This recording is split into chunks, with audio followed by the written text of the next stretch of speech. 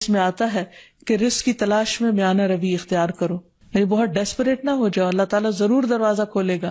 کہیں ایسا نہ ہو کہ رزق کا مؤخر ہونا یعنی ڈیلے ہونا تمہیں اس بات پر اکسا دے کہ تم اللہ تعالیٰ کی نافرمانیاں کرنے لگو، یعنی نافرمانی کے ذریعے اس کا رزق تلاش کرو. یاد رکھو جو کچھ اللہ تعالیٰ کے پاس ہے وہ اس کی اطاعت سے ہی حاصل کیا جا سکتا ہے. اور اس سلسلے میں خصوصی طور پر استغفار بہت کارآمد ہے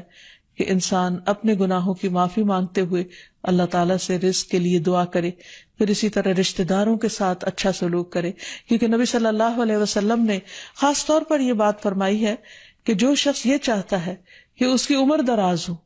اور اس کے رزق میں وسعت ہو تو اسے چاہیے کہ وہ صلہ رحمی کرے، یعنی اپنے رشتہ داروں کے ساتھ اچھا سلوک کرے.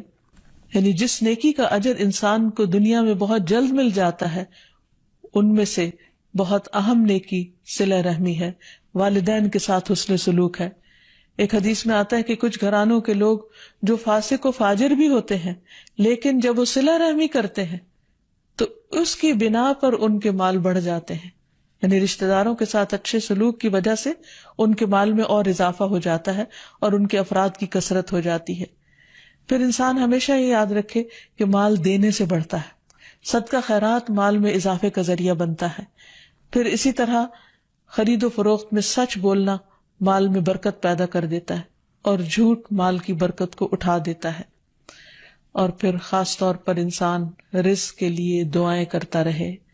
کیونکہ سارے خزانے تو اللہ کے پاس ہیں، وہ جب جس کو جتنا چاہے عطا کر سکتا ہے.